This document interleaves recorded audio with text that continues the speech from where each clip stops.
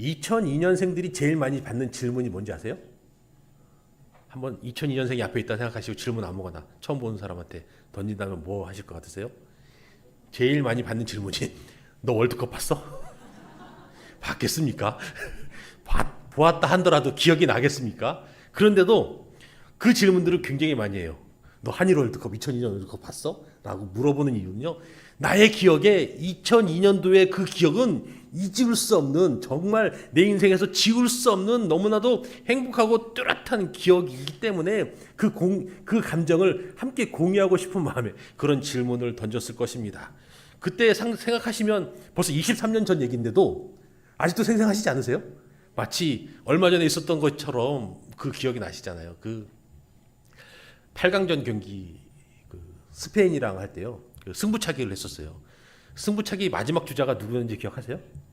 홍명보 선수였는데요. 홍명보 선수가 이제 골대 앞에 이제 서로 이제 프리킥을 했단 말이에요. 앞에 골대 앞에 서서 공을 차려고 그러는데 진짜 조용했습니다. 조용한데 그 얼굴 표정, 그 홍명보의 그 웃지 않는 얼굴 표정 있잖아요. 그 진지한 표정으로 덤덤하게 골을 넣고 소리를 지르는데요. 제가 그날 기억에는 우리나라가 그 골 하나로 4강에 들어간 거거든요. 건물이 무너지는 줄 알았습니다. 정말 대한민국 전체가 한번 들썩였다 떨어지지 않았나 싶을 정도로 어마어마했었습니다. 그런데 돌이켜보면 참 이상한 게요. 그때 당시에 우리나라에는요. 정말 뭐 호나우두나 지단 같은 뭐 엄청난 슈퍼스타가 한 명도 없었던 우리나라였었습니다. 뭐 우리나라에 굳이 있었다면 그 히딩크 감독, 꽤 유명했던 히딩크 감독이 한 명 있었고, 그리고 90분 이내, 아니 120분 동안 정말 피를 토하는 심정으로 최선을 다해 뛰었던 여러 명의 선수들이 있었습니다. 그때 당시에 박지성 선수는요, 죄송합니다. 설교 중에 이렇게 말해야 되는지 모르겠는데 정말 미친 듯이 정말 경기장을 뛰어다니면서 누볐고요. 제가 그때 당시에 몰랐던 이영표 선수가 옆에서 공을 띄워주는데 그렇게 정확하게 볼을 잘 띄워주는 그런 모습을 제가 처음 봤다라는 생각이 들 정도로 정말 이영표 선수의 그 옆에서 전체를 풀어보는 그 눈빛이 대단했던 것 같았고, 이영표 선수는 완전히 이건 벽이다, 벽 이라고 생각했을 정도로 골을 그렇게 잘 막아내는 모습을 처음 보았던 것 같습니다. 누구 한 명 대단한 슈퍼스타는 없었지만 각자가 자기의 자리에서 최선을 다해서 정말 하나의 유기체처럼 움직이는 정말 위대한 팀이 2002년 월드컵 대표팀이 아니었나 싶습니다. 그 팀워크가 기적을 만들어낸 것입니다. 지난 시간에 우리가 우리의 삶이라는 낡은 시스템을 하나님의 은혜로 완전히 업그레이드해야 한다라고 제가 말씀을 전했었습니다. 기억나시죠? 2주 전인데 아주 오래된 얘기가 아닌데요. 기억하셨으면 좋겠어요. 제가 지난주에 우리의 삶을 업그레이드해야 한다라는 이야기를 했었습니다. 왜 하나님께서 우리의 삶을 업그레이드해야 한다라고 말씀하셨을까요? 왜 업그레이드를 우리에게 시켜주시겠습니까? 그저 나 혼자 영적으로 만족하고 나 혼자 거룩해지고 그렇게 살라고 하나님께서 우리를 업그레이드 시켜주시겠습니까? 아닙니다. 하나님은 업그레이드된 우리 한 사람 한 사람을 마치 국가대표를 선발하는 것처럼 불러 모아서 세상을 이기는 위대한 팀, 바로 교회를 세우기를 원하십니다. 오늘 본문 로마서 12장 3절 이하의 말씀은요, 바로 그 위대한 팀, 그 멤버로 선발된 우리가 어떠한 마음가짐으로 팀에 기여해야 하는지를 알려주는 하나님의 팀 전술 지침서와 같은 내용이다 라고 이해하시면 좋을 것 같아요. 하나님은 이 지침서를 통해서 우리 각자에게 부여된 고유의 포지션이 무엇인지, 그 포지션에서 어떻게 뛰어야 팀이 승리할 수 있는지를 명확하게 보여주고 계십니다. 한번 상상 한번 해볼게요. 세계적인 오케스트라 연주회장에 우리가 앉아 있습니다. 여기가 관중석이고요. 여기 이제 오케스트라석인 거예요. 오케스트라석에 수많은 악기들을 가진 사람들이 의자에 쭉 앉아 있고요. 잠시 후에 조용한 가운데 지휘자가 걸어 들어옵니다. 박수 소리도 들리고 그러겠죠. 그러면 이제 지휘자가 들어 입장하는 동안 악장이 일어서 있어요. 대표 한 명이, 그 바이올리니스트 중에 한 명이 딱 일어서 있습니다. 그러면 지휘자가 자리를 딱 잡고 나면 지휘자가 누구 한 명한테 사인을 주거든요. 누구에게 사인을 주냐면, 이거 기본 상식이니까 알아두시면 좋아요. 오보에 연주자에게 사인을 딱 줍니다. 그럼 오보에가 라음을 길게 쭉 냅니다. 이 오보에가 다른 악기에 비해서 이 파장이 울림이 좀 제일 작은 편이에요. 그래서 악기의 조율을 하는 데 있어서 가장 적당한 악기이기 때문에 오보에로 라음을 쭉 내주면 나머지 악기들이 그 소리에 맞춰서 자기들 악기를 라음을 막 냅니다. 그래서 아마 그 공연을 처음 보시는 분들은 이 사람들이 연주는 안 하고 갑자기 시끄럽게 이제 와서 여태 뭐 하다가 이제 조율하는 거야 라고 생각하실 수 있겠지만, 연주 바로 직전에 그렇게 조율을 해야 이제 완성된 음악을 만들어낼 수 있기 때문입니다. 이 음을 라음을 표준음이라고 불러요. 그런데 만약에 바이올리니스트가 여기 악장은 난데 이 중에 대장은 난데 내가 기본 음을 내야 하는 거 아니야? 그러면서 바이올린이 자기 마음대로 라음을 소리를 낸다거나, 뭐 첼로나 트럼펫이 내 소리가 제일 큰데 말이야 내가 내야지 하면서 자기가 첼로가 트럼펫이 막 자기 음을 막 소리를 내거나 하면서 그렇게 음을 맞췄다라고 한번 생각해 보십시오. 어떻게 되겠습니까? 정말 뭐 수십억짜리 수백억 한다는 스트라디바리우스라는 그런 악기들을 갖다 놓았다 치더라도 정말 세상에서 난다긴다 하는 사람들 다 모아놓은 연주자들이 그 자리에 가득한다 할지라도요, 그렇게 조율된 그 자리는요 세상에서 가장 듣기 싫은 소음이 울려 퍼지는 자리가 될 것입니다. 정말 끔찍한 불협화음이 만들어지게 될 것입니다. 오늘날 우리가 살아가는 이 시대가 그렇지 않겠습니까? 양심과 도덕이 다 무너져 버리고 저마다 내 소리가 맞는 거야 하면서 자기 소리가 옳다고 그렇게 상식과 진실을 왜곡시키고 있는 사람들이 허다한 이 시대에 우리의 표준음이 무엇인지, 우리의 조율은 도대체 누가 어떻게 해야 하는지 고민되어지는 이 시대를 살아가고 있지 않습니까? 교회라는 이 위대한 오케스트라, 위대한 축구팀 안에서 우리는 각자가 어떤 선수로, 어떤 연주자로 서 있습니까? 감독이신 하나님, 지휘자이신 이 성령님께서 주시는 그 표준음에 우리의 삶을 잘 조율하고 계십니까? 나에게 맡겨주신 그 고유의 포지션, 악기의 역할을 정확하게 알고 기쁨으로 나의 자리를 잘 지키고 계십니까? 아니면 다른 선수의 어떤 화려한 플레이를 보면서 부러워하면서 벤치에서 투덜투덜대면서 불평하고 있거나, 내 악기의 소리가 너무 미미하니까 난 연주 안 할래 하면서 아무것도 안 하고 가만히 포기하고 있지는 않습니까? 오늘 말씀을 통해서 감독이신 하나님의 작전판 앞에, 지휘자이신 성령님의 이 악보 앞에 겸손하게 서서 나를 향하신 하나님의 계획, 나를 정확하게 알고 계셔서 나의 정확한 포지션을 알고 팀의 승리를 위해 기꺼이 헌신을 다짐하시는 저 여러분들이 되시기를 간절히 소망합니다. 팀의 일원이 되기 위해서는요, 그 첫 번째 단계가 있는데요, 제일 먼저 해야 할 것은요, 나 자신을 정확하게 아는 것입니다. 감독은 경기에 들어가기 전에 이제 선수들 한 명 한 명을 따로따로 불러요. 그래서 이야기해 주기를요, 너는 장점이 이거야, 너는 단점이 이러이러하니까, 그리고 상대방 선수가 이렇게 하니까 너는 이번 시간에 이번 경기에서 이렇게 뛰면 돼 라면서 역할을 분명하게 이야기해 줍니다.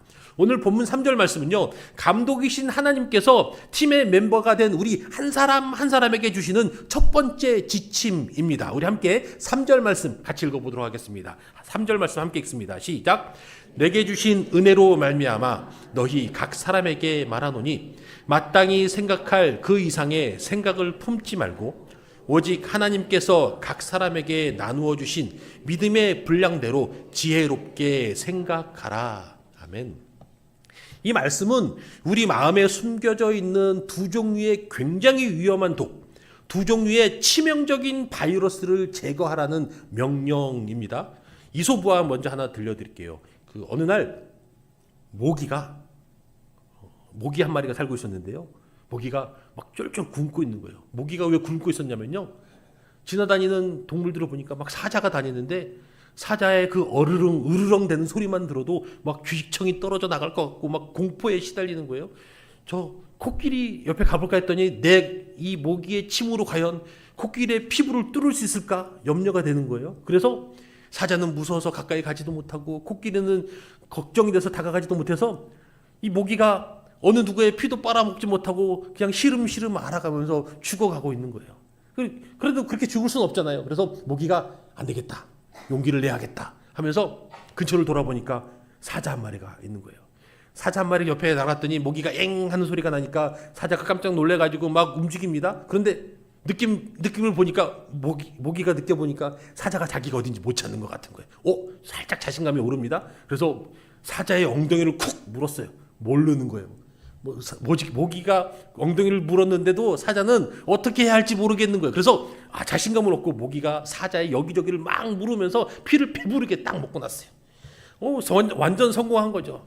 모기가 배가 잔뜩 불러가지고 이렇게 생각을 하는 거예요. 뭐야 이거 백수의 왕이라더니 사자도 별거 아니네. 나한테 꼼짝도 못하네. 좋아, 이제부터 내가 이 숲의 왕이다 하면서 신나게 날아가고 있었습니다. 그렇게 의기양양하게 날아가던 모기가요, 눈앞에 펼쳐져 있는 거미줄을 발견하지 못한 거예요. 결국은 거미줄에 걸리고 그 모기는 거미의 밥이 되고 말았답니다. 이게 이솝우화에 나와 있는 이야기예요. 이 유화 속에 등장하는 이 모기의 모습이 굉장히 우리 인간과 같습니다. 때로는 우리 스스로를 모기처럼 굉장히 초라하게 보잘것없는 존재로 여기면서 낙심에 빠집니다. 이것이 바로 자기 비하라는 바이러스입니다. 다른 사람의 화려함과 비교하면서 나는 아무 쓸모가 없구나. 저 사람들 하는 거 보면 이것도 잘하고 저것도 잘하고 잘하는 게 너무 많은데 나는 그에 비하면 할 줄 아는 게 아무것도 없네. 나를 도대체 어디다 써먹을까 하면서 스스로를 깎아내리려는 그 마음. 하지만 하나님은 그 작은 모기와 같은 우리를 통해서요, 사자와 같은 세상을 이기는 놀라운 승리를 경험하게 하시는 분이 바로 우리 하나님이십니다. 그러하기에 내가 작다고, 내가 부족하다고, 내가 연약하다고 절망할 필요가 없습니다. 그러한 마음 주님 앞에 다 내려놓으시기 바랍니다. 내가 하는 것이 아니라 나와 함께 하시는 전능하신 아버지 하나님께서 하시는 것입니다. 하지만 바로 그 승리의 순간에 우리에게는 사실 더 큰 위험이 찾아옵니다. 바로 교만이라는 바이러스입니다. 마땅히 생각할 그 이상의 생각을 품는 것, 내 힘으로 승리한 양 우쭐해지는 그 마음입니다. 이 교만의 바이러스에 감염되는 순간 우리는 눈앞에 작은 거미줄, 사소한 유혹과 실수에 걸려 넘어지는 정말 비참한 신세가 되고 맙니다. 하나님은 우리에게 이 두 가지 바이러스를 모두 삭제하라고 명령하십니다. 그 치료제가 오늘 본문에 등장하는데요, 바로 하나님이 나누어 주신 믿음의 분량대로 지혜롭게 생각하라고 말씀하신 것입니다.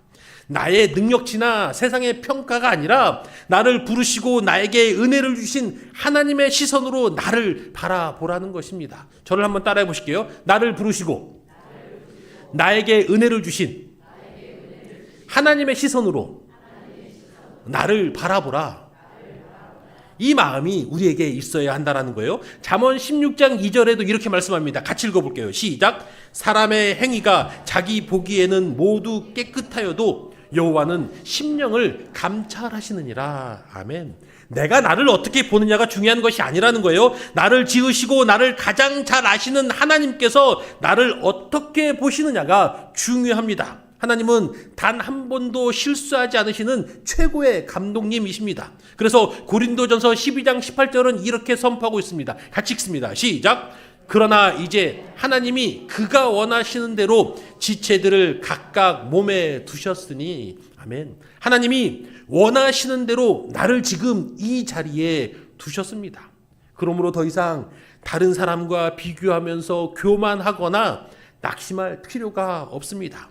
세상의 눈이 아니라 나를 향한 하나님의 사랑의 눈빛 아래서 나 자신을 바라보십시오. 그럴 때 우리는 비로소 나를 향한 하나님의 놀라운 계획을 깨닫고 기쁨으로 그라운드에 나설 준비를 마친 선수가 될 수 있는 것입니다.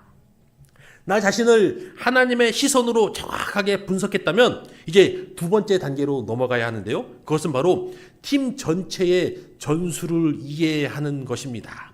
훌륭한 선수는요, 자신의 역할만을 아는 것이 아니라 팀 전체가 어떻게 움직여야 승리할 수 있는지를 아는 선수입니다.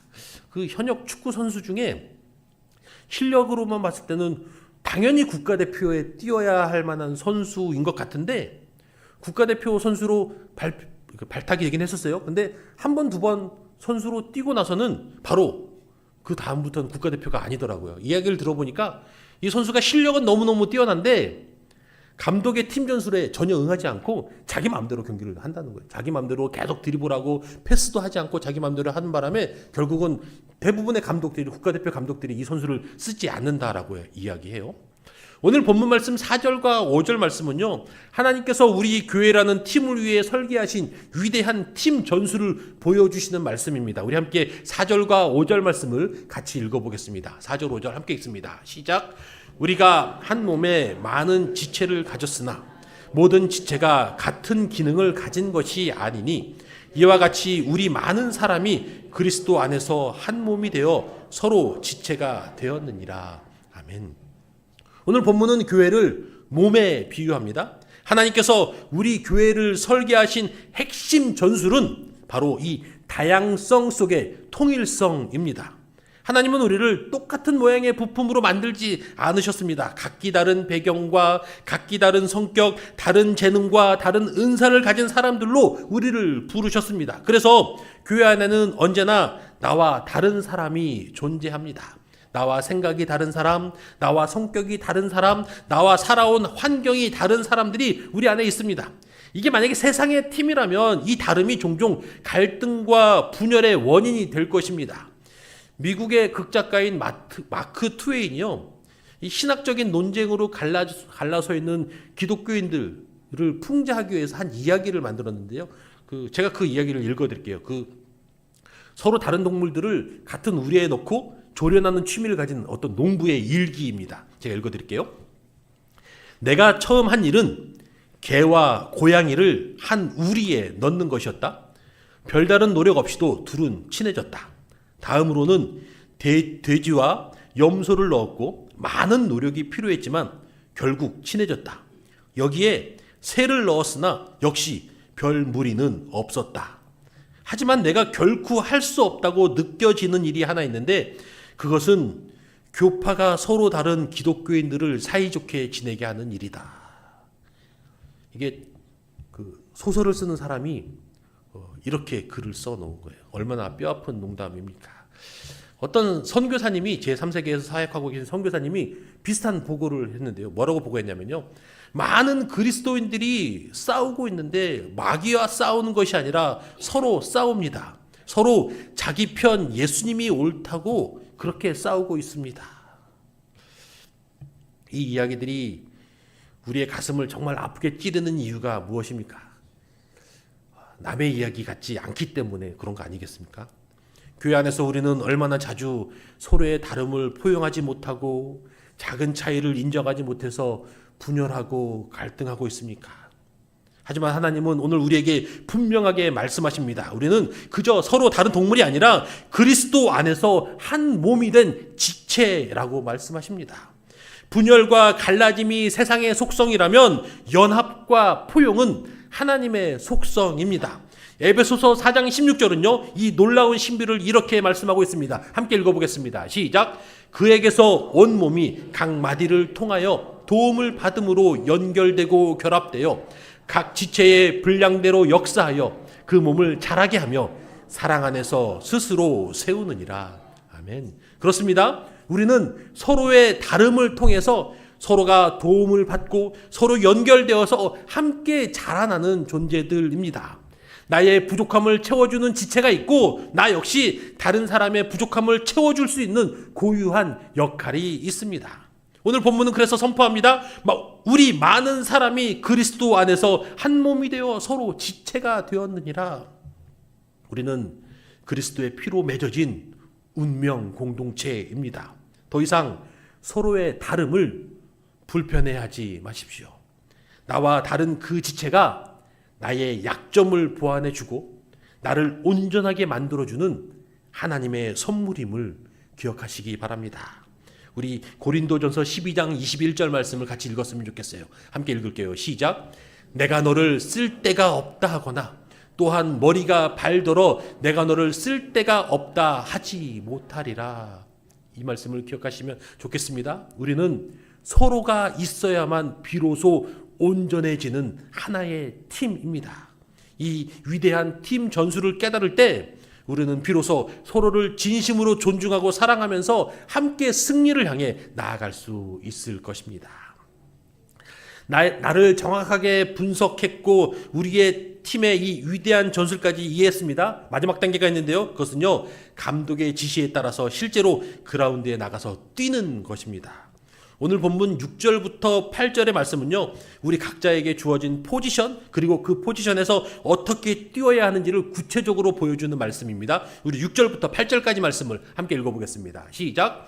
우리에게 주신 은혜대로 받은 은사가 각각 다르니 혹 예언이면 믿음의 분수대로, 혹 섬기는 일이면 섬기는 일로, 혹 가르치는 자면 가르치는 일로, 혹 위로하는 자면 위로하는 일로, 구제하는 자는 성실함으로, 다스리는 자는 부지런함으로, 긍휼을 베푸는 자는 즐거움으로 할 것이니라. 아멘. 말씀을 자세히 보면은요, 하나님은 이 다양한 포지션들 사이에 어떤 우열도 두지 않으셨습니다. 오히려 하나님께서 더 주목하시는 것은요, 각 포지션을 수행하는 우리의 마음 태도입니다. 만일 우리가 가진 마음의 태도, 이 기본 전제가 잘못되었다면 그 뒤에 따르는 모든 섬김과 헌신은 그 의미를 잃게 될 것입니다.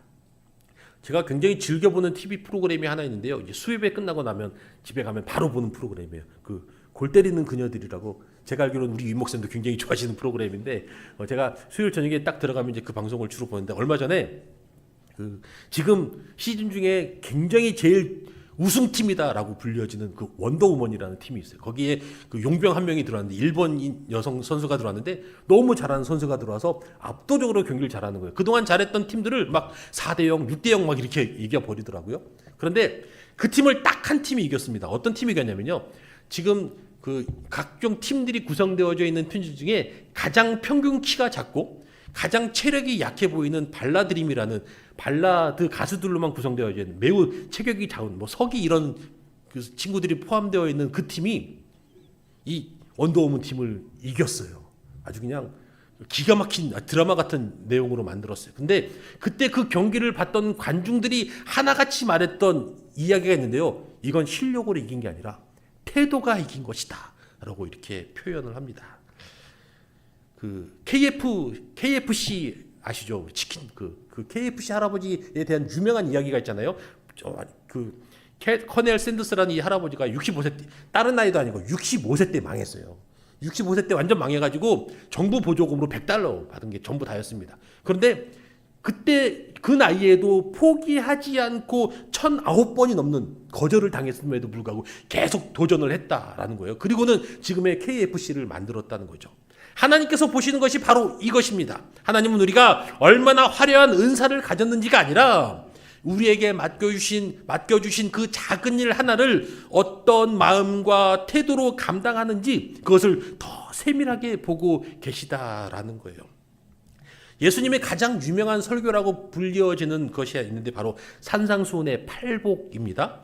팔복이 영어로는 비에티튜드라고 불려지는데요. 이 단어가 만들어진 것은 복되다라는 의미의 라틴어에서 나온 의미입니다. 비에터스라는 이 단어에서 만들어진 이 변형이 되어서 이제 영어로 넘어오면서 비에티튜드라고 불려지게 되는데, 어떤 신학자분께서 이 단어를 아주 재치 있게 풀어내셨는데요. 이 단어를 끊어가지고요, 비를 끊고 에티튜드를 끊었어요.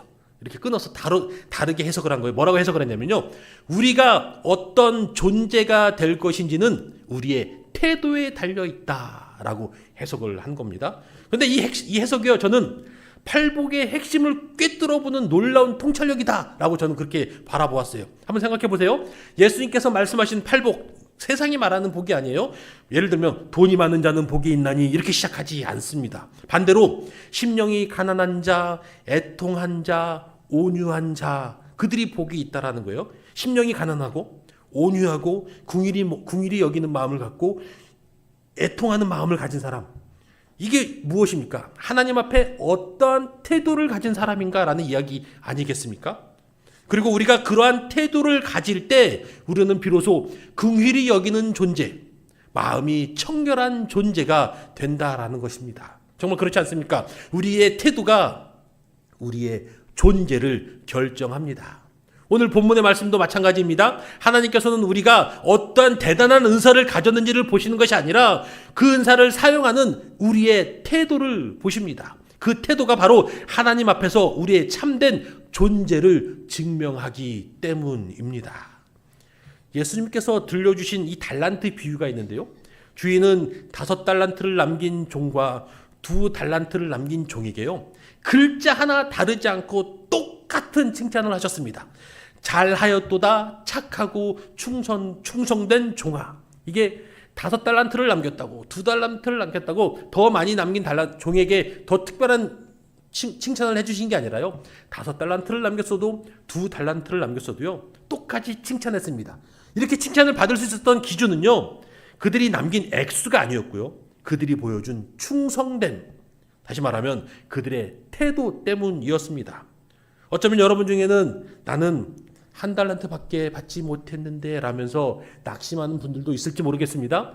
하지만 예를 들어서 조용히 예배를 끝나고 나가면서 흩어져 있는 주보들을 정리하는 섬김이나 예배 후에 떨어져 있는 쓰레기 한두 개 주우시면서 나가는 그러한 헌신들, 아픈 성도들을 위해서 마음을 다해서 조용히 기도하고 그들을 위해서 눈물 흘려주는 그 마음들, 어떻게 보면 세상의 눈에 보기에는, 다른 사람 눈에 보기에는 잘 보이지 않는 아주 작은 일처럼 여겨질 수 있을 수도 있습니다. 하지만 하나님은 우리의 중심, 우리의 태도를 보십니다. 우리가 우리의 자리에서 충성과 기쁨으로 뛸 때 우리의 팀은 승리할 것이고, 하늘의 감독이신 하나님께서 잘하였도다 착하고 충성된 나의 선수야 라고 말씀하시면서 우리를 힘껏 안아주실 것입니다. 오늘 우리는 위대한 팀, 교회의 선수로 부름받은 우리의 정체성을 확인했습니다. 우리는 먼저 교만과 비교의식이라는 이 바이러스를 삭제해야 하고, 하나님께서 주신 은혜의 분량대로 나를 정확히 분석해야 합니다. 그리고 우리는 서로 다른 지체들이 모여 한 몸을 이루는 이 팀의 위대한 전술을 이해합니다. 그리고 마지막으로 나에게 맡겨주신 이 자리에서 불평 없이 최고의 태도로 헌신하며 뛰어야 할 것입니다. 100여 년 전에 미국의 농무부 국장이었던 하비 와일이라는 사람이 있었는데요. 그때 당시에 이제 각종 식품 회사들이 음식을 맛있게 팔기 위해서 음식에 뭐 단맛, 쓴맛, 짠맛 그런 것들을 효율적으로 드러내기 위해서 음식에 여러 가지 첨가물을 넣었는데요. 그 첨가물들 중에 인간의 몸에 좋지 않은 것들을 넣었다라는 그런 느낌들이 들기 시작한 거예요. 그래서 이것을 밝혀내고 싶었는데 기업들이 막 로비를 하니까 아무리 농무부 장관이었지만 이것을 밝혀낼 수 있는 방법이 없는 거예요. 그래서 합의가 어떻게 할까 하다가요, 이렇게 이야기했어요. 이렇게 했습니다. 건강한 젊은 청년들을 좀 모았어요. 그냥 모은 게 아니라 다른 사람을 위해서 기꺼이 독약을 먹는 구조대가 되어 주십시오 라고 요청을 한 거예요. 무슨 이야기냐면, 저 기업들이 만든 음식들이 내가 보기엔 독약 같은데 좀 같이 먹으면서 이 음식들이 어떤 문제가 있는지 한번 우리 몸으로 직접 경험해 보지 않겠느냐, 기꺼이 나를 그렇게 희생해 주지 않겠느냐. 사실 요즘에 그런 사람을 모집한다 그러면 굉장히 문제가 될 것 같은데요, 당시에는 그 문제를 해결해 줄 사람이 없기 때문에 이제 이 합의가 그렇게 사람들을 모았더니 딱 12명의 청년들이 모아졌습니다. 그래서 농무부 지하실에 매일 모여서요, 독성이 의심되는 첨가물이 들어가 있는 음식들을 매일 먹기 시작했습니다. 자신의 건강을 담보로 그렇게 한 거죠. 그렇게 열심히 먹었더니 실제로 몸에 안 좋은 일들이 막 벌어지기 시작한 거예요. 그리고 그 고통스러운 반응들을 하나하나 다 기록하고 정리해서 기업들이 만든 음식에 이런 문제가 있었습니다라고 이제 보고하게 되었고요. 그리고 그 연구와 그 희생 덕분에 지금 세계 식품 안전의 기준이 된 FDA가 탄생하게 되었습니다. 그들이 이름이 무엇인지, 그들의 희생으로 어떤 일들이 벌어졌는지 사실 기록으로 남아있지는 않습니다. 하지만 그들의 이름 없는 헌신을 통해서 수많은 사람들의 생명을 살리게 된 것입니다. 교회는 바로 이 시대의 영적 독약 구조대입니다. 세상에 죄악이라는 독이 얼마나 치명적인지 알기 때문에 우리는 기꺼이 희생을 감수하는 사람들입니다. 사실 솔직하게 말해서 다른 사람들이 동성애 같은 죄를 저지르든 말든 우리와 무슨 상관이 있어요. 하지만 그것이 세상을 얼마나 썩게 만드는 줄 우리가 아니까요. 사람들에게 손가락질 당해도 욕을 먹어도 나가서 이건 아닙니다, 이 죄악은 하나님이 슬퍼하십니다 라고 외치고, 이 일 때문에 때로는 어쩌면 교회가 어떤 많은 어려움들을 겪게 될지도 모른다라는 위험을 알면서도 우리가 죄악을 향해서 세상에게 그렇게 외치고 있는 것이 아닙니까? 우리는 그렇게 기꺼이 희생을 감수하는 사람들입니다. 예수 그리스도께서 우리를 위해서 먼저 십자가라는 가장 끔찍한 독약을 마심으로 우리를 살려주셨기 때문입니다. 이제 감독이신 우리 하나님께서 우리에게 묻습니다. 너는 나의 팀을 위해서, 저 죽어가는 영혼들을 위해서 너의 자리에서 기꺼이 땀과 눈물을 흘리는 나의 선수가 되어주지 않겠느냐. 이제 관중석에서 떠나서 그라운드로 나가시는 우리 성도님들이 되시길 소망합니다. 다른 사람들의 역할을 부러워하거나 내 자리를 불평하는 것이 아니라 하나님께서 우리를 두신 바로 그 자리에서 남들이 알아주지 않는 그 작은 섬김의 자리가 바로 우리 팀의 승패를 결정짓는 가장 중요한 포지션이라는 것을 기억하면서 오늘 자리에서 기쁨으로 땀 흘리기로 결단하시기 바랍니다. 우리 교회는 그렇게 나아갈 때 세상을 이기는 위대한 팀이 될 것이고 하늘의 감독이신 하나님께서 우리를 향해서 기쁘게 말씀해 주실 거예요. 잘하였도다 나의 착하고 충성된 장의중앙의 성도들아 라고 말씀해 주실 것입니다. 이 음성을 기쁘게 듣게 되어지시는 저 여러분들 되시기를 간절히 소망합니다. 우리 함께